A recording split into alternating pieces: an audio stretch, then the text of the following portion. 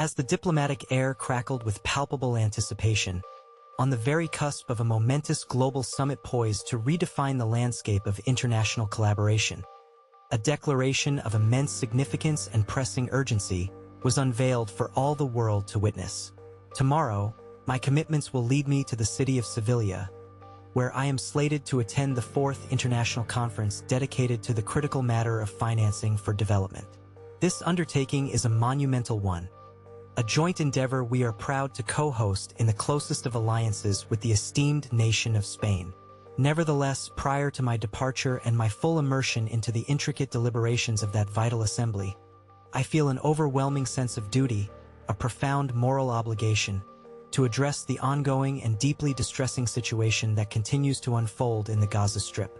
This reality, without question, demands the immediate and unwavering focus of every nation and every citizen across the entire global community. In the weeks that have just passed, the escalating tensions that have emerged between the states of Israel and Iran have, quite understandably, commanded the lion's share of media attention and have consequently dominated the tenor of global discussions. However, it is of paramount importance that we resolutely refuse to allow the profound and widespread suffering experienced by the Palestinian people within Gaza to be relegated to the shadows of our collective awareness or marginalized to the edges of our moral consideration. The recent de-escalation of hostilities that was successfully achieved between Iran and Israel represents a fragile, yet nonetheless tangible flicker of hope, and hope, it must be said, is a resource that is more desperately needed in these present times than it has been at virtually any other moment. It is precisely for this compelling reason that the opportune moment has arrived to summon the genuine and robust political courage that is so absolutely essential for the establishment of a comprehensive and enduring cessation of hostilities throughout Gaza. Subsequent to the horrific and devastating terror attacks that were perpetrated by the organization known as Hamas on the 7th day of October, acts which I have unequivocally and strenuously condemned in the strongest possible terms, the subsequent military operations that have been undertaken by the State of Israel have regrettably led to the precipice of a humanitarian crisis of truly staggering and almost incomprehensible magnitude. The current circumstances are demonstrably more dire, more critical, and more desperate than at any preceding juncture within this protracted and brutal period of intensified crisis.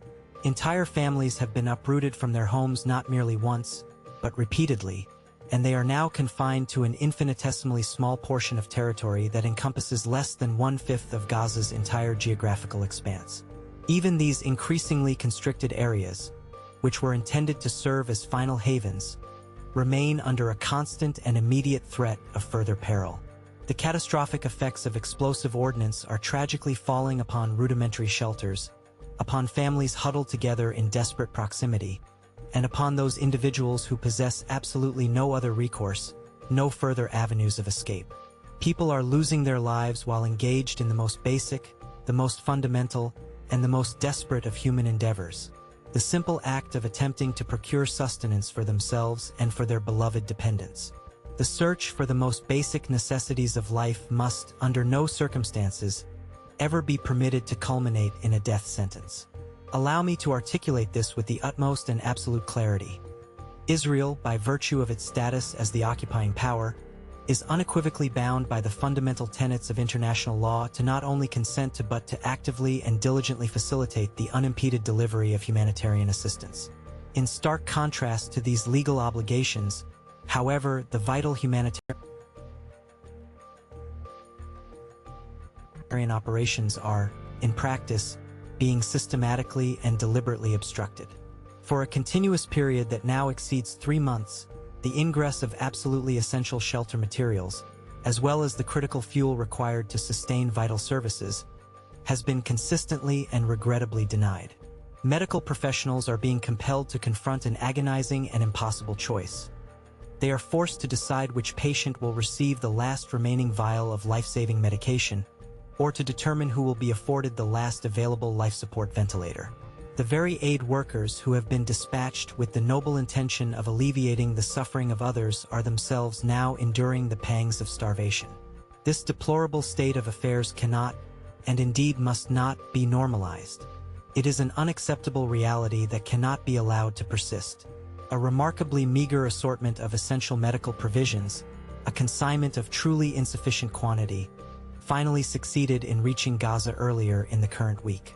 This marked the very first such delivery following a protracted interval of many preceding months. However, this particular development serves not as a harbinger of positive progress, but rather as a stark and profoundly distressing illustration of the immense, overwhelming magnitude of the prevailing crisis. A mere trickle of humanitarian assistance is, in its fundamental essence, entirely inadequate. What is presently and urgently required is an overwhelming surge.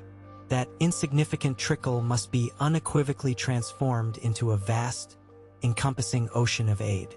We are in desperate need of concrete, decisive, and impactful actions to guarantee that life-saving assistance can be promptly delivered to all individuals at the absolutely necessary scale and irrespective of their precise geographical locations. Any proposed operational strategy that directs vulnerable, desperate civilian populations into areas designated as militarized zones is inherently and profoundly perilous.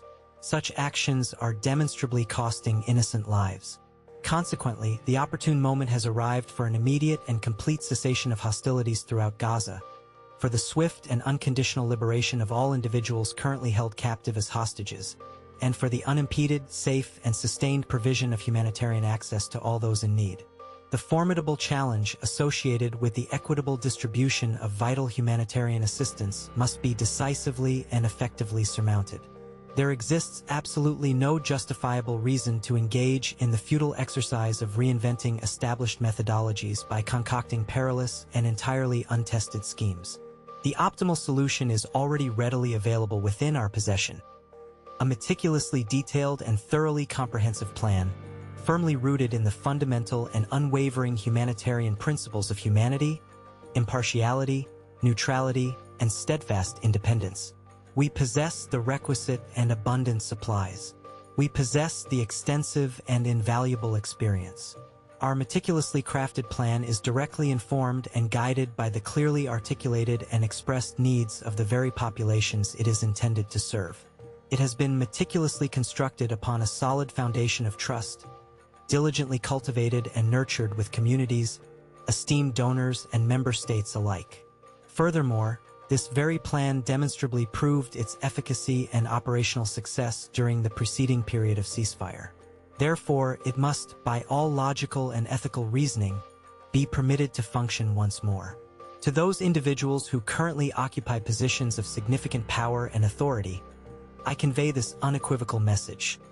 You must enable our vital operations precisely as international humanitarian law unequivocally demands. To those who wield considerable influence, I earnestly implore you, utilize that influence for the profound betterment and ultimate good of all humanity. And to all member states, I issue this heartfelt plea. You must uphold the sacred principles enshrined within the United Nations Charter, a commitment to which you collectively reaffirmed your unwavering support just yesterday, on the momentous occasion of its 80th anniversary. Let us proactively facilitate the influx of life-saving supplies. Let us diligently reach the people precisely where they are located. And let us collectively acknowledge with profound clarity that the ultimate and enduring solution to this multifaceted problem is, and has perpetually been, inherently political in its fundamental nature. The only viable and sustainable pathway toward the reestablishment of hope and normalcy unequivocally lies in the diligent and dedicated paving of the way towards a mutually agreed-upon two-state solution. Diplomacy, pursued with unwavering commitment, and a profound and unshakable respect for the inherent human dignity of all individuals, must, in the final analysis, undeniably prevail.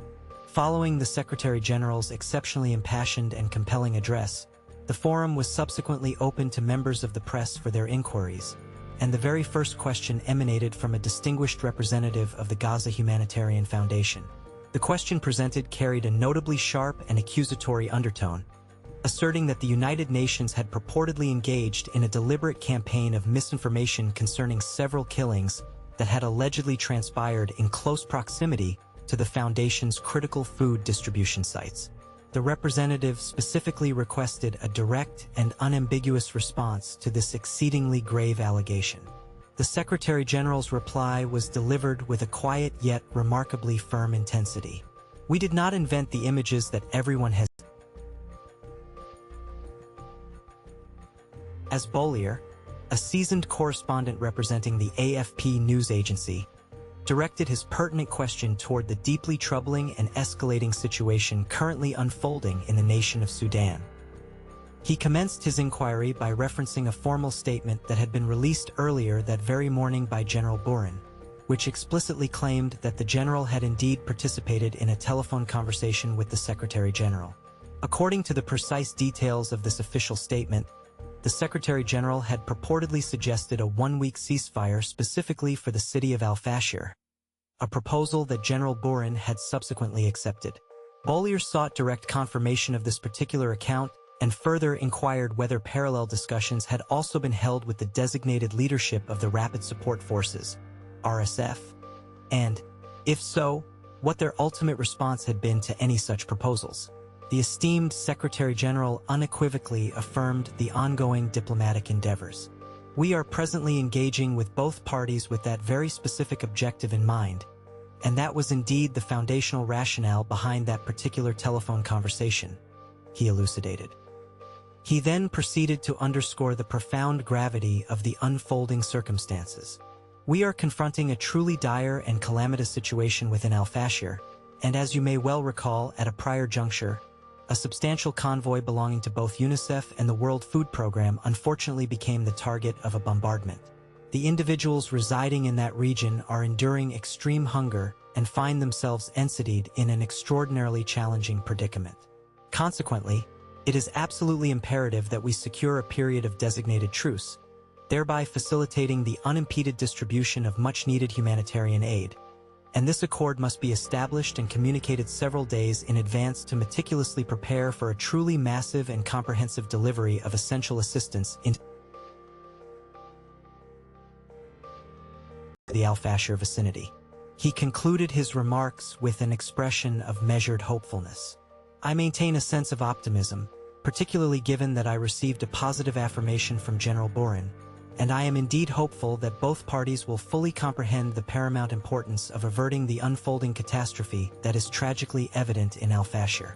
Following this, the next inquiry was presented by Gabriel Elizondo, representing Al Jazeera English, who astutely brought to the forefront a report that had been disseminated that very morning within the pages of the Israeli publication Haaretz.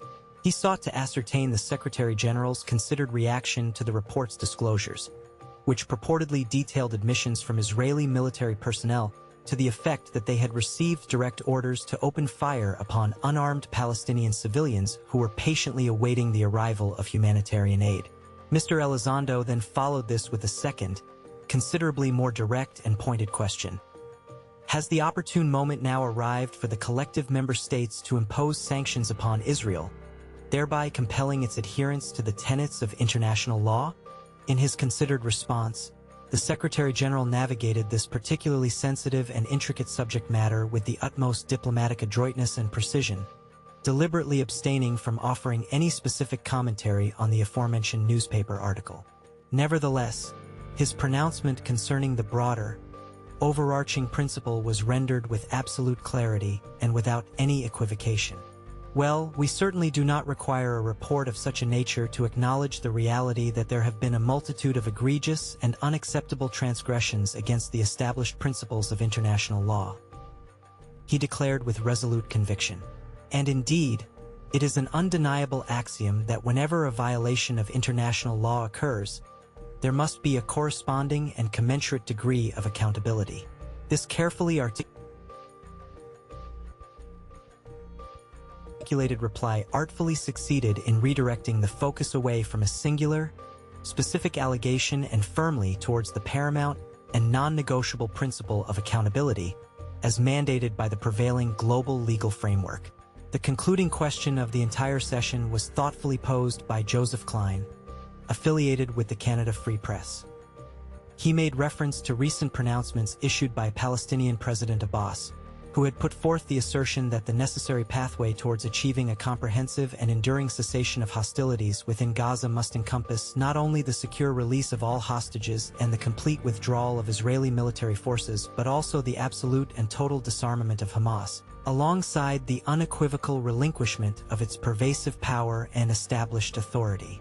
Mr. Klein then solicited the Secretary General's considered observations regarding this particular proposition. The ensuing response constituted a clear and emphatic reiteration of the United Nations' steadfast and long-standing official position. We unequivocally recognize the Palestinian Authority as the sole legitimate governing authority within the entirety of the Palestinian territory, the Secretary General unequivocally stated. And naturally, we will extend our full support to any and all peace initiatives that are decisively spearheaded by the Palestinian Authority. With this decisive statement, he brought the entire exchange to a close, leaving absolutely no room for ambiguity concerning the United Nations' unwavering commitment to collaborating exclusively through internationally recognized and demonstrably legitimate governing bodies, thereby establishing a robust foundation for the realization of any enduring and sustainable peace arrangement. This critical dialogue served as a profoundly impactful reminder of the intricate and interconnected crises presently confronting the global community, as well as the unyielding and persistent pursuit of diplomatic solutions in the face of immense and overwhelming human suffering.